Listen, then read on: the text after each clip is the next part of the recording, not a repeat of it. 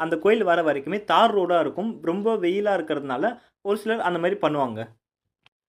அதற்கு அடுத்தபடியா check post வந்து முதல்ல வருங்க. அந்த கோயில் ஃபாலோ பண்ணிட்டு போயிட்டோம் அப்டின்னாக்கா, அந்த இடத்துல வந்து செக் போஸ்ட்ல வந்து ஒரு சில டைம் லாக் பண்ணுவாங்க. இந்த இடத்துல அலோ பண்ணா தான் நம்ம பெரிய பாதையில பயணிக்க முடியும். அந்த இடத்துல அலோ பண்ணல அப்டின்னாக்கா, நம்மளால பெரிய பாதைக்கு போக முடியாது. திரும்பி வந்துர வேண்டியதுதாங்க.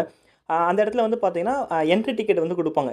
பெரிய பாதைக்கு போறோம் அப்டின்னாக்கா, ஒரு என்ட்ரி டிக்கெட் குடுப்பாங்க. நம்ம பெரிய பாதைல வந்திருக்கோம் அப்டின்றதுக்காக. அது எல்லா வருஷமும் குடுக்கறதில்ல.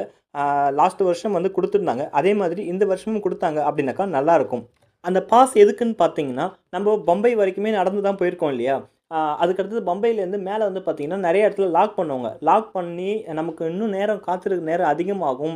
கால் வலிலாம் ரொம்ப அதிகமா இருக்கும் அப்டின்றனால, பெரிய பாதையில வரவங்களுக்கு தனியா டிக்கெட் குடுப்பாங்க. ஸோ, அத பாஸ் நம்ம காமிச்சுக்கிட்டு லைன்ல நிக்காம நம்ம மட்டும் சீக்கிரமாவே போயிடலாங்க. செல்லும் வழி எல்லாமே வந்து சரணம் பாடிக்கிட்டே தாங்க போவாங்க. சரணம் பாடிக்கிட்டே போறப்போ